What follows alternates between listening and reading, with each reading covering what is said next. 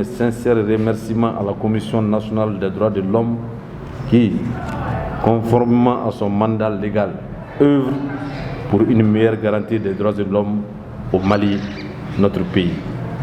Par la même veine, j'exprime à tous les partenaires techniques et financiers, singulièrement l'ambassade du Royaume de Danemark, à travers le Fonds d'appui aux moteurs du changement, qui n'a ménagé aucun effort pour la tenue de la présente session.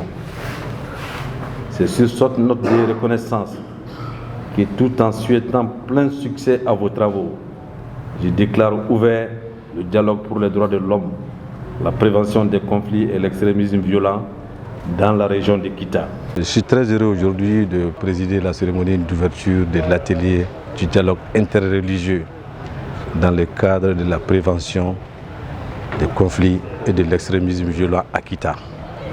Vous savez, la CNDH est un instrument de défense et de promotion des droits humains. À ce titre, elle se doit de renforcer les capacités de ces acteurs pour une meilleure compréhension de leur noble mission. Cette occasion me semble vraiment opportune que les leaders religieux, tant musulmans ou chrétiens, se comprennent, qu'ils échangent. Pratiquer les religions, c'est tout à fait normal, mais tout en mettant dans la tête, il ne faut jamais piétiner le droit de ton prochain. Ça, je pense que cela est condamné par les hadiths et le Coran. Vous n'êtes pas sans savoir que Kita donne l'exemple à tous les Maliens.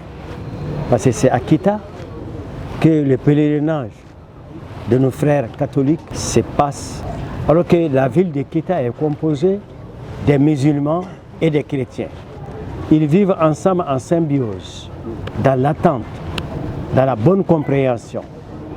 Donc c'est un exemple. Nous sommes là pour renforcer leurs capacités en tenant compte des droits humains. Donc la formation va prendre 3 jours. Les participants sont au nombre de 25. Donc ils ont été bien choisis.